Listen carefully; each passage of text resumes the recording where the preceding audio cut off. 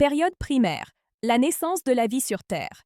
Kardec explique qu'après le refroidissement de la surface et la formation des océans, la Terre est entrée dans sa période primaire, également connue par la science moderne comme l'ère paléozoïque initiale. C'est à cette époque lointaine, il y a plus de 500 millions d'années, que la planète a commencé à montrer des signes de stabilité et les conditions de base pour l'établissement de la vie. Les premiers êtres vivants étaient microscopiques et simples, formés de substances organiques qui se sont combinées sous l'influence de la chaleur, de l'électricité et de la lumière solaire. Ces formes de vie sont apparues dans les mers primitives, où les forces chimiques et physiques travaillaient sans relâche. À partir de ces formes élémentaires, la vie a commencé à se diversifier, donnant naissance aux premières algues et organismes multicellulaires, les premiers architectes de la biosphère. Kardec souligne que rien ne s'est produit par hasard. La matière, obéissant aux lois divines, a évolué progressivement jusqu'à devenir le véhicule de la vie. À la Terre, autrefois un corps stérile, pulsait maintenant sous l'action des forces créatrices.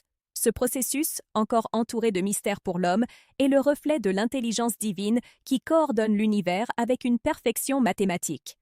La paléontologie moderne confirme cette vision.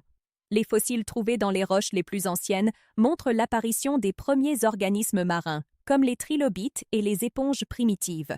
Par la suite, sont apparus des mollusques, des coraux et des plantes aquatiques qui ont transformé l'atmosphère en libérant de l'oxygène. Ce développement lent et continu de la vie démontre la loi du progrès naturel, que Kardec relie à l'évolution spirituelle des êtres. La biologie évolutive ajoute que ces premiers organismes contenaient en eux le code de la complexité future.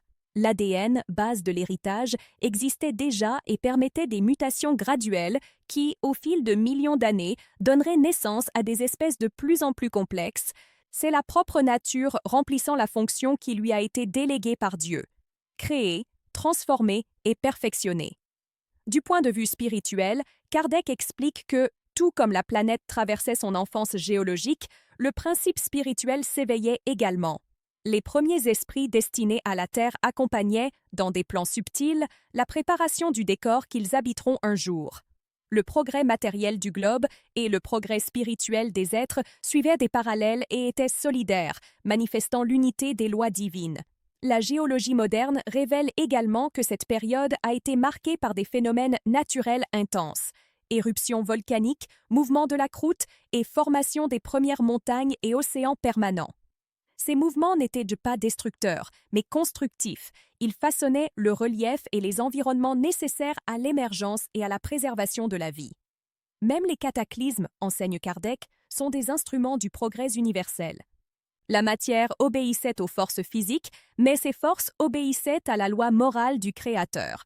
Ce qui semblait désordre était, en vérité, une organisation invisible.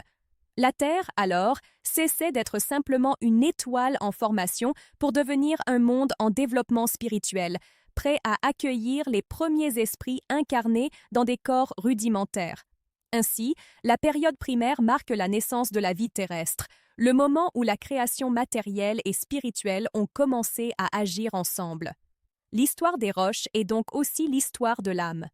Toutes deux enregistrent le travail patient de Dieu façonnant l'avenir. Si cette réflexion a suscité en vous l'admiration pour la sagesse divine qui agit depuis le début, partagez-la. Car comprendre la période primaire, c'est percevoir que la vie est éternelle et que sa première étincelle s'est allumée dans la matière même que Dieu a animée.